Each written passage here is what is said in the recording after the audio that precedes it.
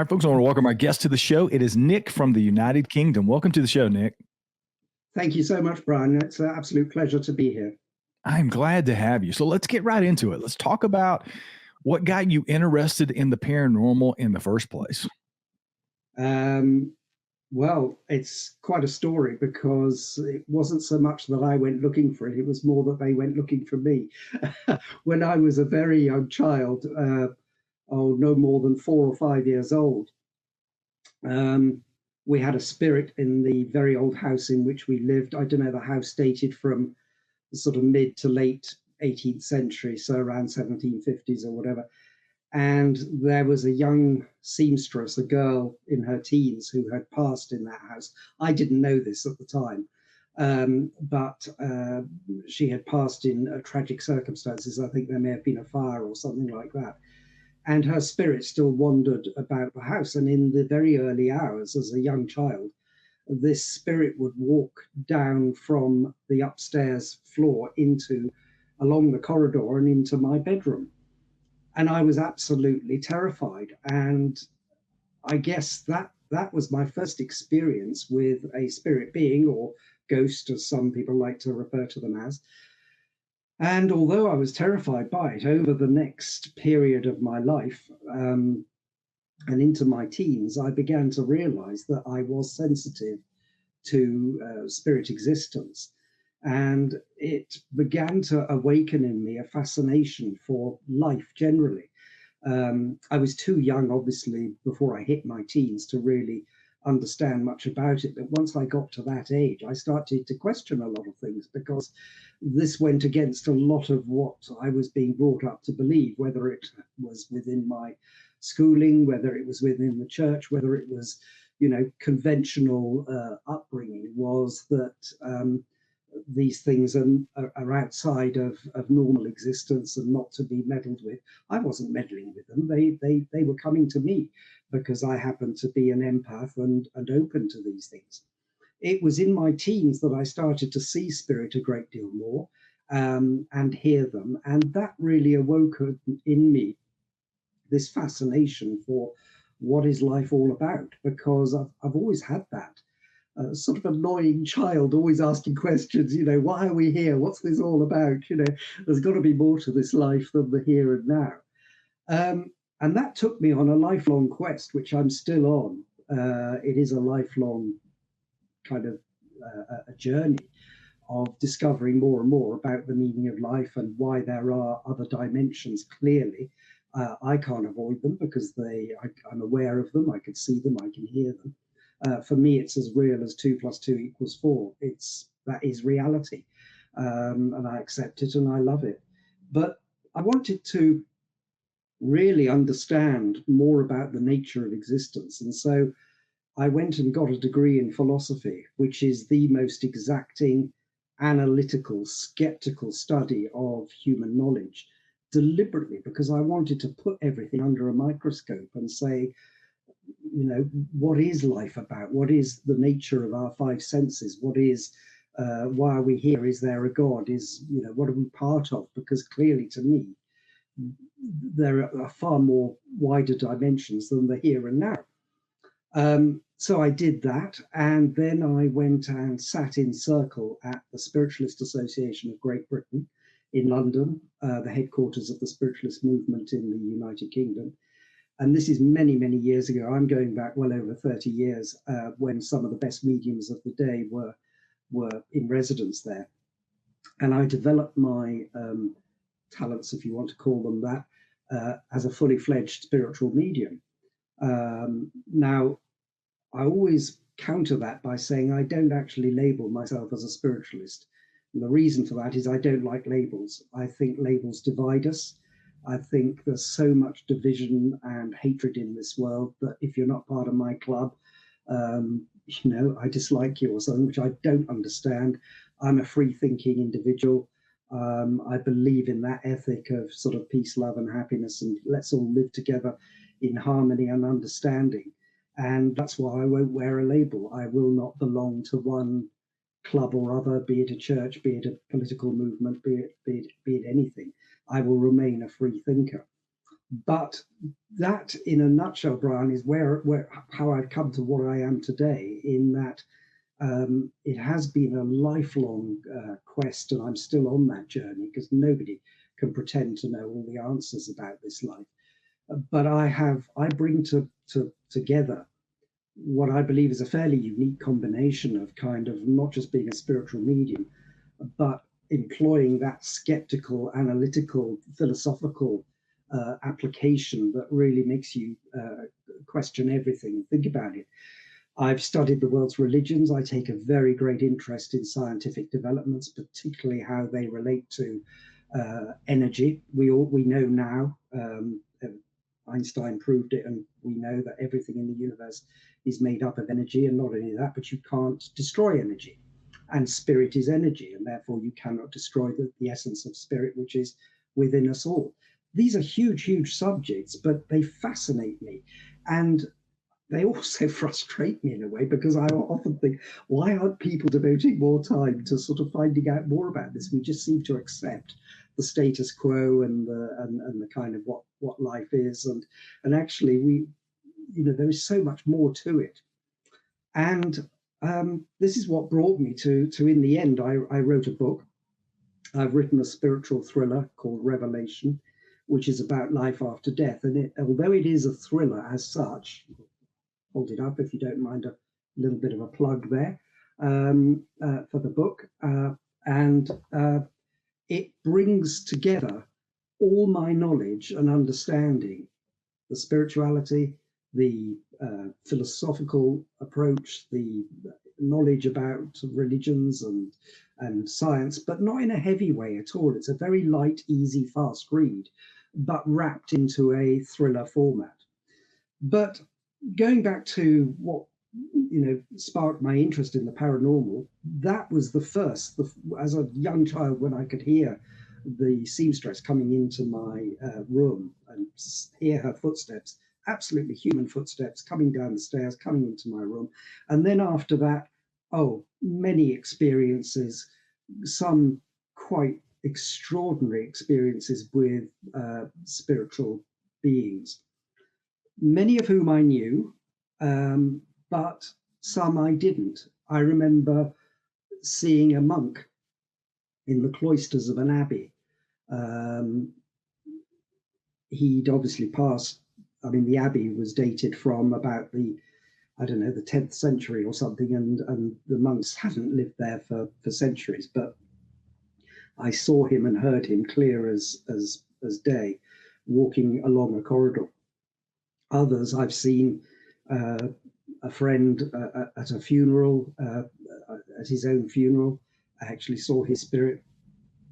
And I'll give you one other example, just to sort of hopefully whet your audience's appetite. It was not that long ago. I woke up in the early hours of the morning, and I was wide awake, and I could see the spirit of a musician friend, a lady musician friend, who'd passed some years before very suddenly. She'd had a brain tumor, and she was standing there and just smiling at me and radiating pure love and serenity. And it was incredible. And I was fully awake, as I say, and I reached out my hand instinctively because I wanted to try and take her hand, squeeze it as you would in a human way. But sadly, in that moment, she disappeared, but she was smiling so beautifully. She looked in her prime, as spirits often do. And it was one of the most uplifting, beautiful experiences of my life. Now, it's hard, I know, when somebody like myself has these experiences. I don't try and preach to people or say, well, you should believe just because I've had these experiences. I think everybody comes to their own truth in life. And I'm never there to be a sort of you've got to accept this just because I've had those experiences. And I fully accept that unless people have spirit experiences for themselves, it can be difficult to accept that there are other dimensions. I think most people will say, yes, I believe in something. And a lot of people will have had experiences or been told about experiences, but there's still something inherent in a lot of people that just restricts them from going further, whether it's their upbringing, whether it's their centuries of orthodox teachings, whatever it might be. And I do think it's a shame, because I think if you embrace a greater spirituality, inevitably then what follows is a kind of wanting to live life in a peaceful, harmonious, tolerant way that embraces all people of all walks of life, all animals, all, the planet, everything. And we've kind of lost that. A lot of the ancient cultures had that, but we've lost a lot of it. And you look around the world today, and there's so much strife and difficulties and aggression and intolerance, and you kind of think something's got to happen to put this right. Something big. I hope it might be a discovery of spirituality, which is why I wrote my book Revelation, because that's exactly what happens in the book. It's a very uplifting, life-affirming book in the end, although it takes you through a roller coaster ride of pretty dramatic events along the way. But that's my hope. Probably won't happen in my lifetime, but that's where it is. So that, in a nutshell, is where I'm at, Brian. It's I totally accept. I can't get away from it because it's there for me. It's as real as sort of everyday life. Spirit to me is real, and it's part of our lives. We are spirit. We come from spirit. We will return to spirit. We are spirits in the material world as we're living this life, and that has implications. Hopefully, we live the best life we can before we return to our spiritual existence and the further lives or whatever that comes beyond. So for me, spirituality kind of defines my life, even though I live very much in the real world. I have a very busy career as an advertising copywriter, all kinds of sort of things that I get involved in, etc., which are just very much rooted in reality. And I think it's important to stay grounded and not become a kind of airy fairy, away with the fairies type of person. So I'm far from that. And that's partly because of all the grounding I gave myself by studying philosophy, by developing properly as a spiritual medium at the SAGB, which is probably the best grounding you can get. By studying religions and understanding the latest scientific developments, so that you can talk with some authority and really understand the whole wider implications of what this life is about. I don't pretend to know all the answers, not a bit of it, but I'm still striving. But that's where I'm at. Let's talk a little bit about your abilities. You talked about early on in life figuring out that you had this ability to connect with spirit that frankly a lot of people don't have. And I've had a couple of conversations recently with other spirit mediums, and it seems to be a different walk for everybody. What did that look like for you? Was it in your teen years when you figured this out? And I guess the bottom line question that I always have for most spirit mediums is, where does that ability come from? And how did you really find your own way once you figured out that you had those abilities? Well, actually, I think everybody does have the ability. The sadness is that it's kind of literally beaten out of us or whatever. You hear so many stories of kids who say they've got an imaginary friend, inverted commas, or actually, that they've been talking to somebody or whatever, and they can give descriptions of it, etc., etc. It is there. It's our natural. We are spirits, and we come from that.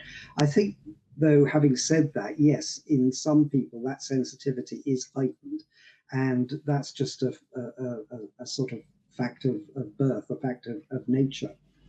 But after that, it's what you do with it, because you can ignore it, as some people do, or you can decide that if you're somebody like myself who is questioning what is the meaning of life and everything, you're bound to go down the route of trying to find out more about it and then develop.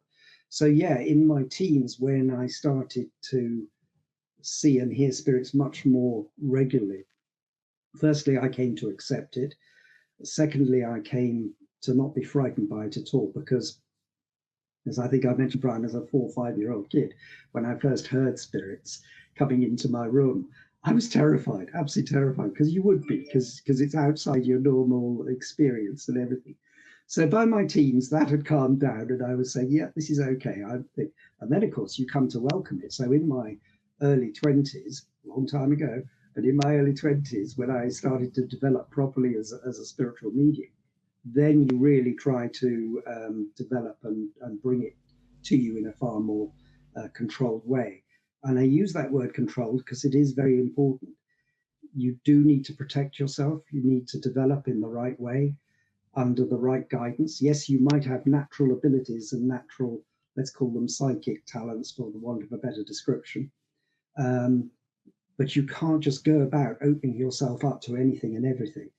There are unenlightened entities out there. I don't call it evil. Don't like to go into that sort of thing. No such thing as the devil or anything like that. People can believe it if they want, but that's just a fabrication to try and control people from the past. But you do have to be careful because there are unenlightened entities and beings who can attach to you if you're not doing it in the right way and controlling it. So if you develop properly under proper guidance, then you know how to control that, you know how to let the light in, and you know how to open yourself to the influence of spirit. And then, of course, that opens a completely different world, because then spirit are working with you. They're trying to guide you towards situations where you can help other people, whether it's helping bereaved people, whether it's doing healing work, or whether it's just doing things in the real world, as it were, which aren't what we would call spiritual in the sense of, attached to any kind of movement, but nevertheless are very helpful to others. For example, I've been a Samaritans volunteer, Samaritans listening volunteer. I don't know if you're aware of the Samaritans, it's a suicide helpline. That kind of thing, which nobody knew when I was with them. I did it for 3.5 years. People I worked with there as a Samaritan wouldn't have known I was spiritual in any particular way. But that's what led me into doing those kind of things, where you're doing helpful things, where you're drawn towards maybe doing charitable work, which I do at the moment with various organizations as well. I'm no saint, I'm not trying to pretend I am. But what I'm saying is, when you tread the spiritual path, it does tend to lead you towards situations where you're trying to do good in this world, because otherwise, it's always seemed to me from a very young age, this is a crazy, mad world. I've always had that. I mean, look around it now, it's even more crazy. You look at Ukraine and all the other things going on. It's a basket case. But even as a young man, I had that view. I thought, well, if this is all there is to life, if this is the here and now, wake up in the morning, go to work, come back at night, is that it? Is that life? There's got to be more to this. What are we meant to be doing? What's it all about? And so that kind of drives me, still drives me on, and drove me on then as well. So yeah, developing as a medium, you may have, and a lot of people will say, well, I'm naturally psychic and everything. Yes, good for you, fine. But if you're going to take it seriously, if you're going to develop properly, then I would urge that you sit in circle with a very experienced medium who can not only teach you how to protect yourself, but how to meditate and develop in the right way, so that you do protect yourself from unwanted, unenlightened influences, and you can then, develop in the spiritual path that you want to take. And that's entirely up to you. Everybody has free will. Nobody's going to stand there, certainly no genuinely spiritual person will stand there and try to tell you to do this or do that. That was the other thing that used to get me when I was a kid. Why do we have this sort of adherence to people who stand there in a long flowing robe saying you will do this, or you will burn in hell, or this is this and this is that, and don't even question it? And I say, sorry, I will question it. I will question everything. And until you can give me facts, I won't accept it. And one of the beautiful things about when you follow the spiritual path is that when the higher spiritual beings make themselves known to you, the guides, helpers, call them what you will. They always say, if anything offends your reason, if we tell you anything that offends your reason, reject it. And I think that is just so refreshing, rather than saying you will believe this or you will believe that, or this is written in that book, therefore it's the truth, or whatever. Here are people saying, no, we're going to show you the path. We're going to show you the light. We're going to give you opportunities or not, but it's up to you. And if you don't like what we're saying or showing, whatever, reject it. And I think that is so refreshing. Now, even if you when you tread the spiritual path, it doesn't mean your life's going to be a bed of roses. Far from it. In fact, quite the opposite sometimes, because you've chosen to do that, you get thrown a lot more brickbats. And everybody in life is going to face difficulties. We all lose people. I've lost my father quite recently, my mother, just before, and everything. And we all have that. We're all going to have ups and downs in life. Some people will have what we would determine great luck. Others will struggle. It's part of this earthly existence. And unless you can look at it with a kind of spiritual perspective, I think it's very hard to understand, because people will say, well, why is that person born disabled? Why are so many people starving? Why is there such imbalance in the world and everything? And yes, on that level, it's very, very hard to understand. But if you try and put a greater perspective on it, it doesn't mean those things are meant to happen, quite the opposite. But what it should try and do is motivate everybody else to help.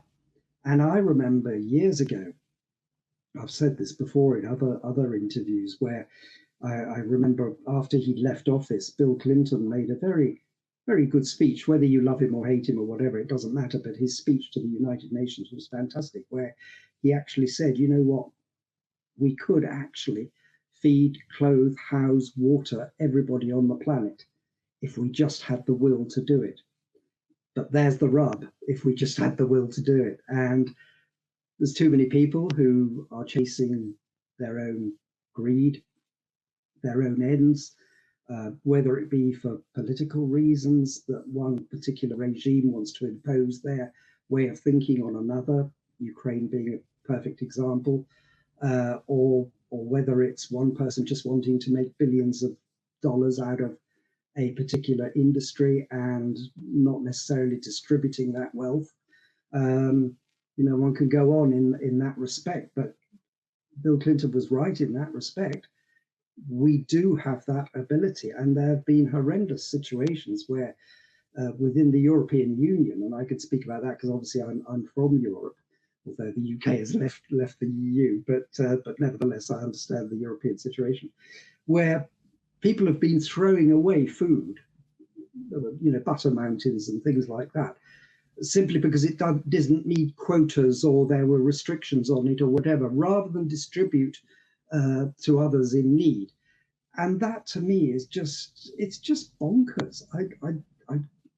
This is why I think the world really does need a wake-up call. It does need a slap around the face and something to happen which says, you know what, we've got to start living a bit differently, because we all know we're on borrowed time with our planet, but I think we're also on borrowed time with a lot of other things. And unless there's a better perspective of looking at life, and hopefully from a more tolerant, compassionate, understanding way, then who knows what the future will hold. It can be quite worrying at times.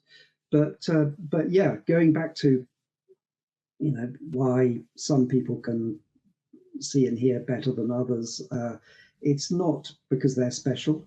I'm not special at all. It's just because we developed our abilities because we wanted to. Everybody had that born within them, because you are spirit now, all of us are, but it's a personal choice. Some won't want to do it because they would rather adhere to a particular faith, which is fine. I respect all faiths, absolutely. Others won't want to do it because they are agnostic, or they come from a system of of belief or political system that doesn't allow for any of that kind of thing. That's fine. That's the way they come at life. But everybody has that opportunity. It's not special. You mentioned it earlier, and I want to go back to something you said that has fascinated me with some of the other mediums that I've talked to.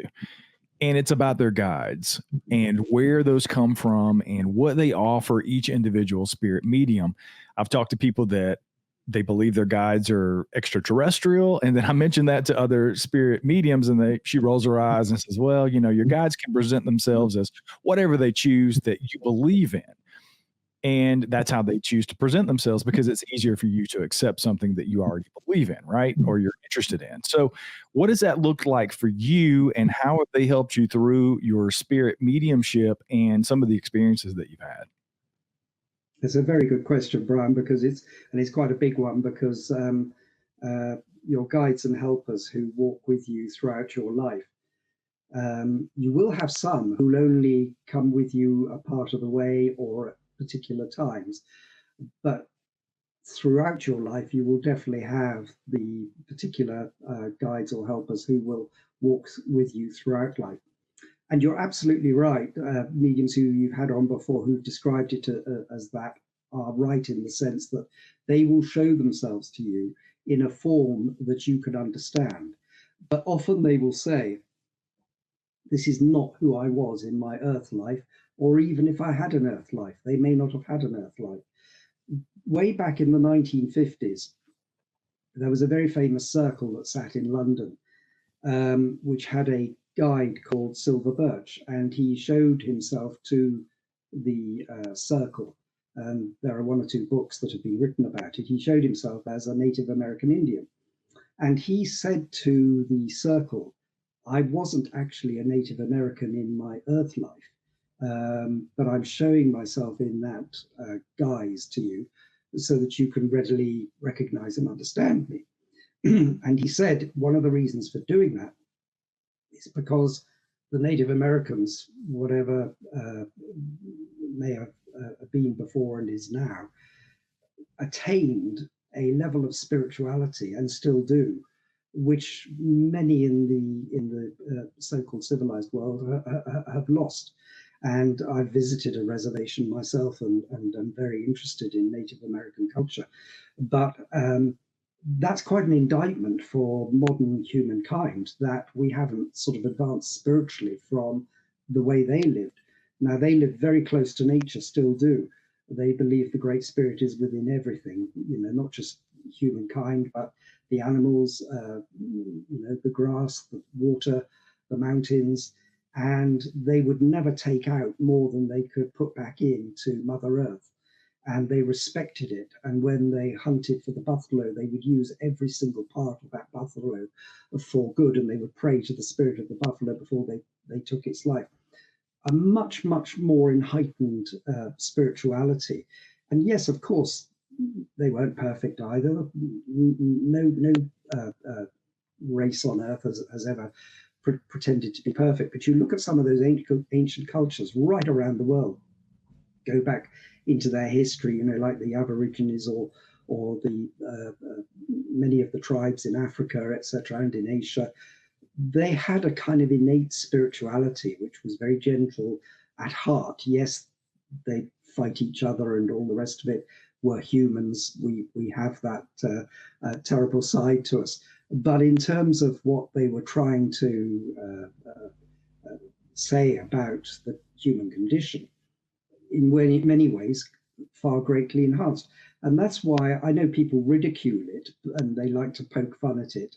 But actually, that is why you'll often hear mediums talk about their guides and helpers being a Native American or whatever it might be. That's how they show themselves in that guise, because it's something that we can readily understand and say, yes, at that time and still today, there are people from particular races and cultures who have attained a high spirituality.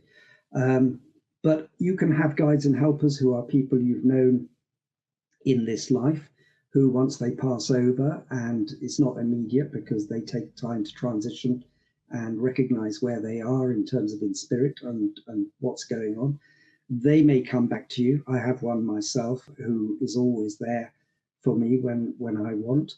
But your higher spiritual guides, and I say higher because these are entities, spirits, call them what you will, who have developed to a very high level, they will walk with you throughout life.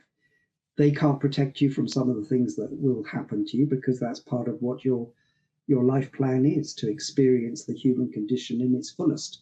And that can be bitter at times, can be painful at times, and it can be joyous at times. And that's just life. It really is. We shouldn't say, oh, life's unfair or something. Yeah, it can seem that way with our human eyes, but actually, to spirit, that's just what you're here to experience. Life is a school, if you like, and we go through many experiences and we take them back into spirit with us when we will be reunited with the guides and helpers who joined us. So I would probably roll my eyes as well about a guide being described as an extraterrestrial, but that's just my perspective on it.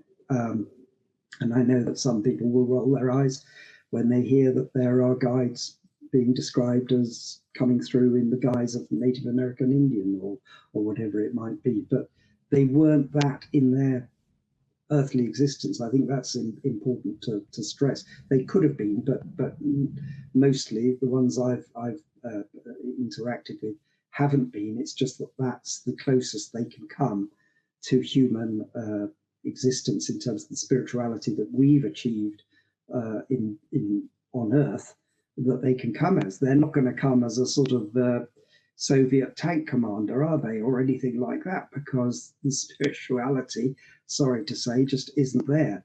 They're going to come through as somebody who has achieved some kind of spirituality on this Earth, and that's basically what happens. The more you get in touch with spiritual existence, the more you open yourself to guides and helpers being able to come through to you and show themselves in whatever form they want to. Sometimes they just look perfectly normal in terms of, it's like I had somebody who I knew when they were alive on this Earth, and will look just as they looked, better. On as a guide and helper, and they will help me through certain situations or help to advise me. So they can come in many forms, many different forms, but generally speaking, they just come with such wisdom, such love, such understanding. And the thing is, they never come to judge. They never ever come to wag their fingers or say, you're doing right or you're doing wrong. That's not what they want to do. You have free will. They want you to use that free will to live your life the best you can. They will try to help guide you. I guess that's why we call them guides, to live the life you've sort of undertaken to live whilst you're here. But that will involve a lot of ups and downs. It's not that you come here and say, oh, I'm going to be a millionaire or something like that. It doesn't work that way. You will experience everything that life has to throw at you, and they will help you to do that because it will enhance your spirit, so that when you go back into the spirit world, you have grown, you can continue on your infinite journey. So they're always here with us. They will show themselves to you if you do develop as a medium, or you just become aware of your guides and helpers. They will show themselves to you in the most pleasant, most pleasing way that they think you can accept. And they certainly won't come in any threatening form. It is funny, though, having said that, and stop me if I'm going on, but sometimes you do see spirits who have quite a strange appearance. A lot of spirits you see will look like they were on Earth, as it were, and they'll look human. But some highly evolved spirit beings don't quite look. They don't look frightening. Well, I don't find them frightening at all. But they don't have that kind of same shape and form necessarily. They're of a much higher vibration, and therefore, if you are lucky enough or developed enough to be able to allow that to come through to you, you do see some strange things, strange shapes and forms and whatever, but always there with love and understanding and reassurance. Nothing to fear whatsoever.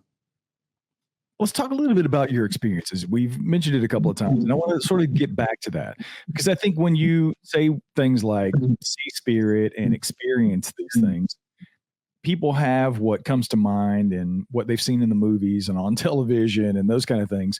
And there are people that I've talked to that have had very scary experiences with what they believe to be disembodied entities and things like that. So I guess that's sort of a two-part question. Let's talk a little bit about some of what your experiences have been, maybe good or bad. And then let's talk a little bit about those not so nice spirits that may come through and some people are dealing with. And where are you on that as well? Yeah, well, to start with that first, perhaps, Brian, yes, there are, I call them unenlightened beings, because I always like to steer clear of the word evil simply because it has very heavy connotations with the devil and heaven and hell and all the rest of it. And I think it's much, dare I say, much bigger than that, because it really is a vast subject that we're getting into, because they exist at various different levels. But certainly you've got to protect yourself from them. There are places you can go, and there's one near me here. There's an old country house set in hundreds of acres of land. It was never actually completed. It's a very, people would say, very spooky place. And it's meant to be one of the most haunted places in the United Kingdom. And that's saying something, because we've got a lot of haunted places. But I've been there, and it is. I mean, people like to go there. They do these ghost hunts where people go in the middle of the night, and well, there are no lights there anyway. There's no electricity on at night time, and there are meant to be a number of quite frightening entities there, because they will make themselves known. It depends. Again, they come in different shapes and forms. They can show themselves. Sometimes you won't see anything, but you'll feel it. You can feel a cold shiver going through you. It's often the proof of spirit being present if you get that sudden change of temperature, and the temperature really drops significantly.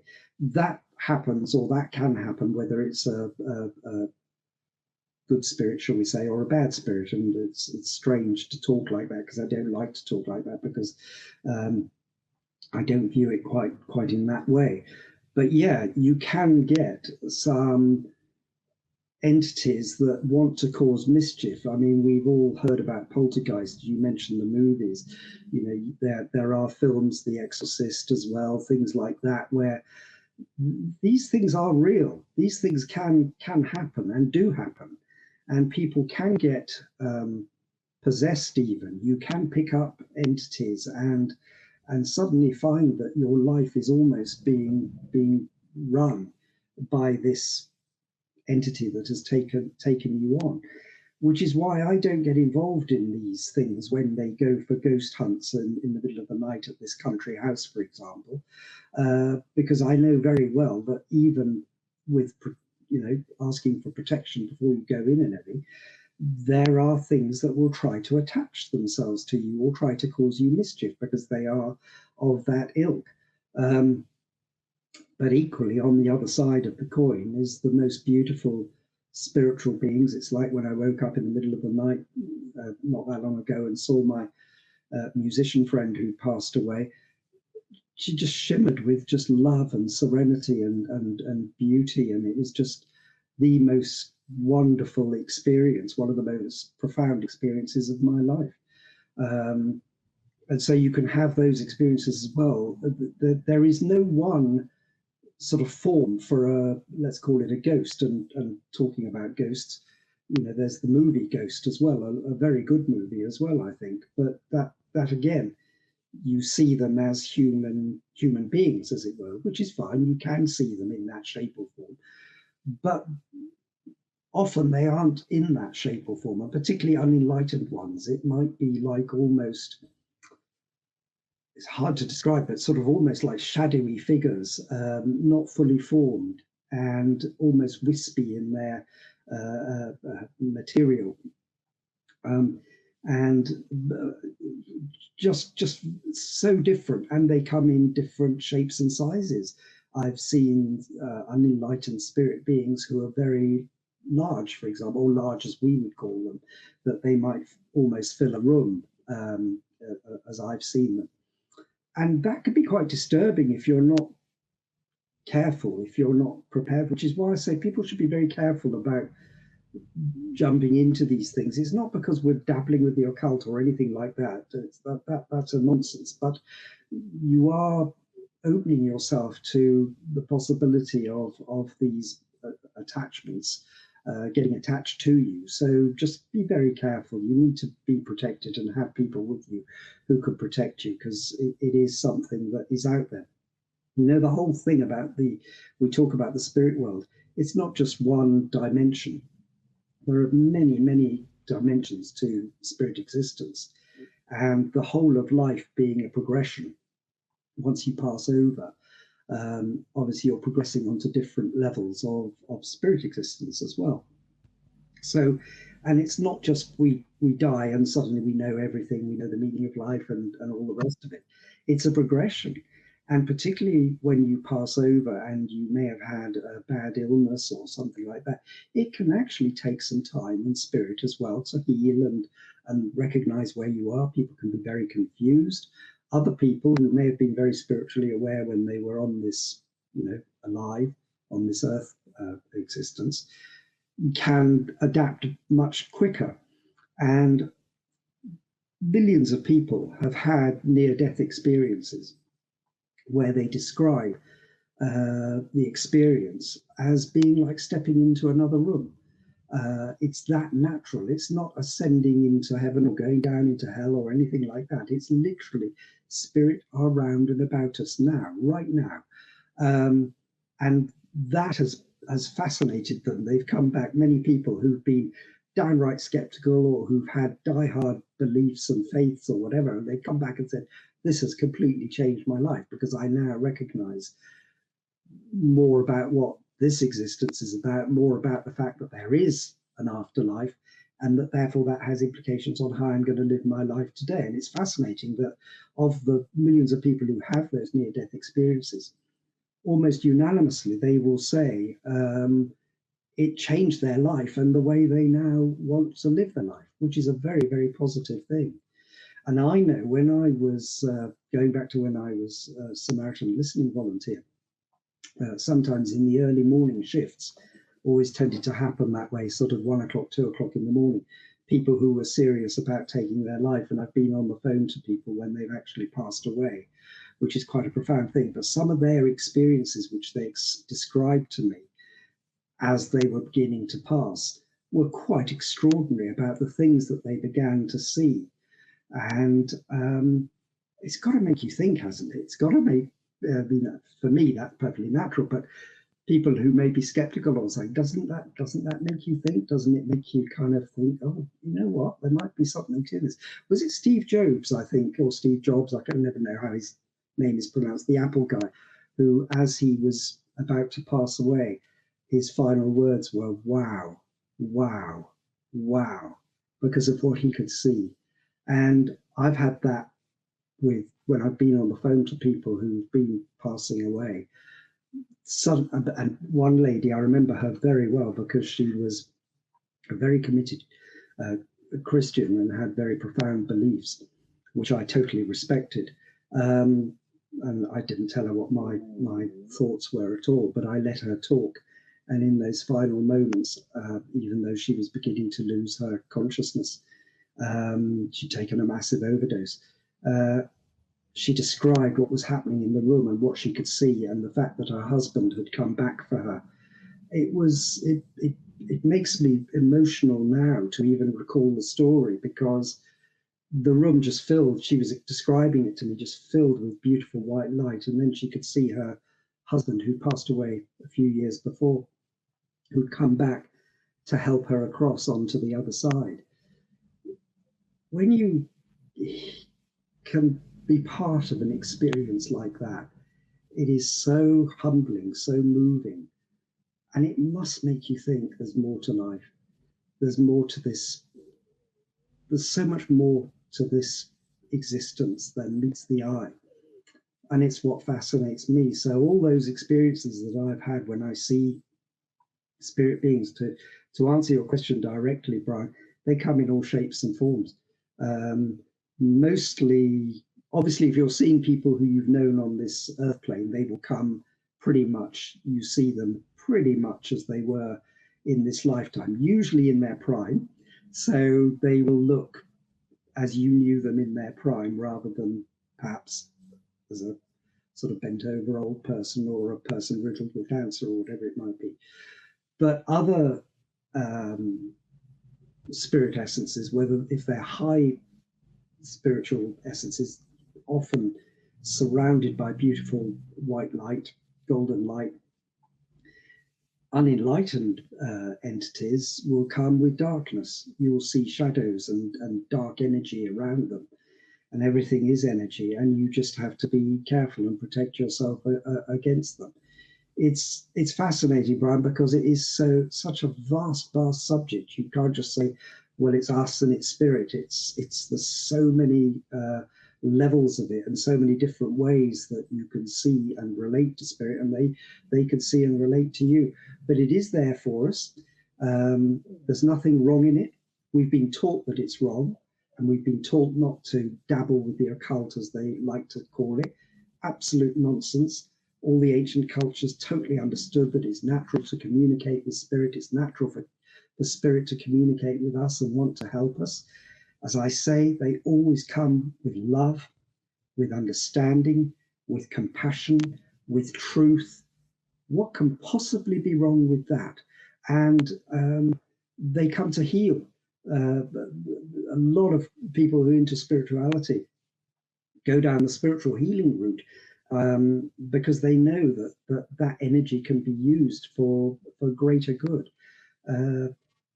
And I think it's very, very sad in many ways that these things do get perverted, and there's a lot of misinformation and indoctrination. And I fight against dogma and the sort of, this is the way it is, and if you don't believe this, then you're somehow a sinner or something like that. No, you're not.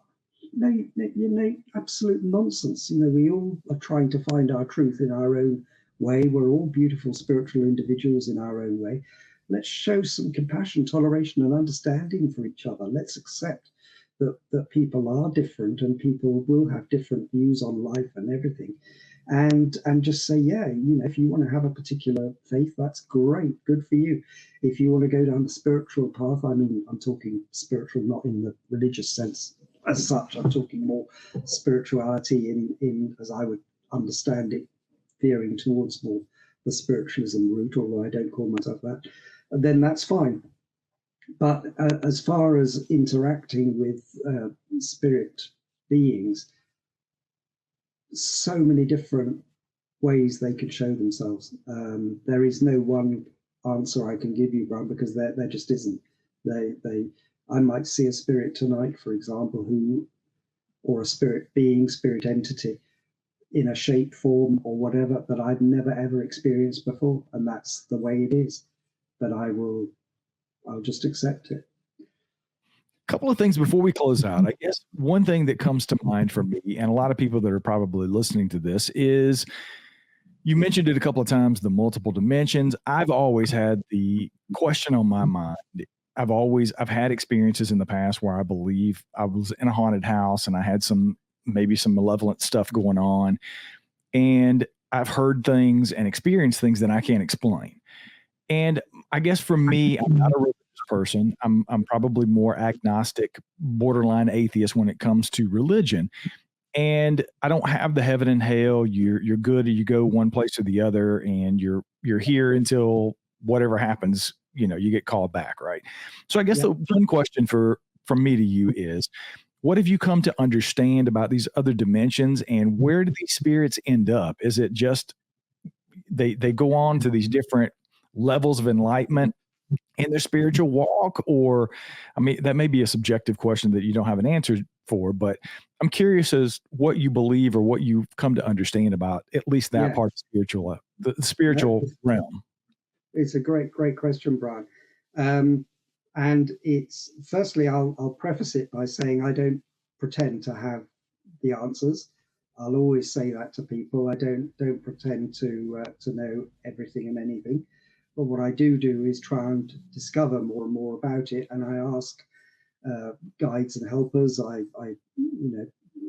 have done. It's been a lifetime of learning. For me, yes, there are multiple dimensions. We bring with us our experiences from previous lives, whatever it might be. We learn from this life, and then we take into spirit what we've learned from this life into the other dimension. But we're on an ever increasing journey where we go higher and higher, hopefully, in spiritual learning on the other side, so that there are higher dimensions to go to. Now, some will go to a level where they become guides and helpers themselves and want to come back, as it were, to the earth vibration and help others. Others will just go on. This brings into question the whole area of reincarnation as well. I'm not going to go there today because we probably don't have time, but that's a huge subject in itself, as to whether you come back to experience other things in that you need to do in an earthly vibration, or it might be somewhere else. Who knows what else there is out there? I mean, we are in a universe that is part of billions of universes. We haven't even touched what might be out there in the wider sense of things. And it also touches on the fact that the earth vibration, everything is energy, everything's vibrating, as Einstein again taught, and you cannot destroy energy. For this earth vibration is actually very dense, very heavy, and it's quite hard to communicate with spirit. This is why it isn't necessarily an everyday occurrence. Going back to an earlier question you asked me, it's actually quite hard for the guides and helpers to approach the earth vibration and to communicate, because they're at a much higher frequency, a much higher level of vibration than our earth. And we've made it more dense and more heavy through the way we are living, the way we exploit the planet, the animals, the way we are aggressive towards one another, the way we try to take each other's land purely for an ideological purpose or whatever it might be. We've created this very dense, heavy atmosphere around the earth that makes it very hard at times for spirit to communicate. And it's again, we're touching on big subjects here where there are so many other dimensions that we go into. When we will die, we'll all die. It's a fact of our lives that we will pass on to the other side. Yes, we will initially be on a low level of we'll be in a high level of vibration in one sense, because we'll be back to spirit. But in terms of the spiritual dimensions, we then start that journey of where hopefully we can progress onto higher levels of spiritual existence, of which there are many, many, many. And the ultimate to that, like yourself, I don't happen to subscribe to the idea of heaven or hell or anything like that. I'm not religious in that sense. But the ultimate expression of love, goodness, whatever it might be, you can call it what you like. That's where the ultimate goal of spiritual development is. And we are all on that journey. And I find it an absolutely fascinating journey. I do as well. We mentioned it earlier, so let's close out talking about the book. Tell us a little bit Yeah, more about Revelation, what people can expect when they pick it up, and where is the best place for them to find the book? thank you. Um, well, as I say, the reason I wrote Revelation was I wanted to bring all this kind of lifetime of knowledge into a book, but not as a serious, heavy read, and it's not a textbook or anything like that. Quite far from it. It's a thriller. It's about life after death, and the basic essence of the book, very very quickly, is that uh, two brilliant young scientists, great characters, are working for the CIA out in Iraq, working on a machine called Revelation. The idea being that it can work energetically to reveal things in their natural format by picking them up at a vibrational level, so that therefore you could identify landmines, IEDs, these kind of things, and make life safer for everybody around the world. So it has a good objective. Obviously, it's in a theatre of war that they've been set up to do this. Now, the project fails, and the two scientists go back to Washington, D.C. But unbeknownst to their CIA employers, they've squirreled away equipment because they're fascinated by what they're embarking upon. And one of them in particular has a hidden agenda as to why he wants to experiment with energetic frequencies and energetic vibrations. And without giving too much away, quite by accident, they make Revelation work in a way that proves 100% scientifically that life after death is a fact. Now, one of them takes the discovery to his CIA chief from Iraq, who is by now the White House chief of staff, thinking that he's going to be lauded for it and it's all going to be celebrations and what a fantastic discovery, which of course it is. And this is where the thriller part of the book really kicks in, because he suddenly comes up against the status quo, the powers that be, the political, religious, military, all the other sort of powers that find Revelation a threat.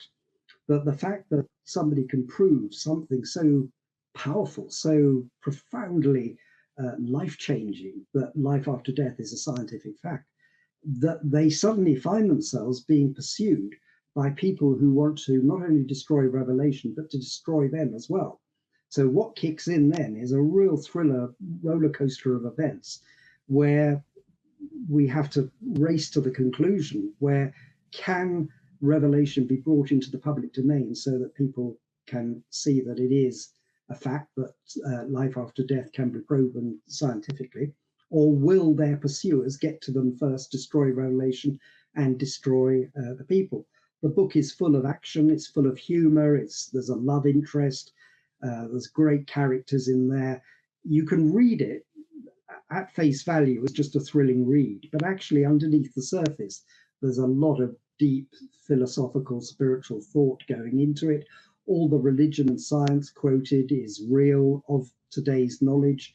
So it's very thought provoking, and people who've read it have said it really makes them think, and it's a real eye opener. Because what would happen if you stop and think about it? What would happen if tomorrow somebody said, you know what, I've actually created a machine that can scientifically prove 100% that life after death is a fact? Forget going and seeing mediums, forget your religions or whatever else it might be. We can prove it to you. And how would that play politically, religious wise, militarily, whatever the status quo might be, with regimes that are against anything to do with that? It's not, you might think, oh, what a fantastic discovery. But actually, you stop and think about it and say, you know what I've described in Revelation as to what could happen, that suddenly you've got people trying to terminate it, could be the reality.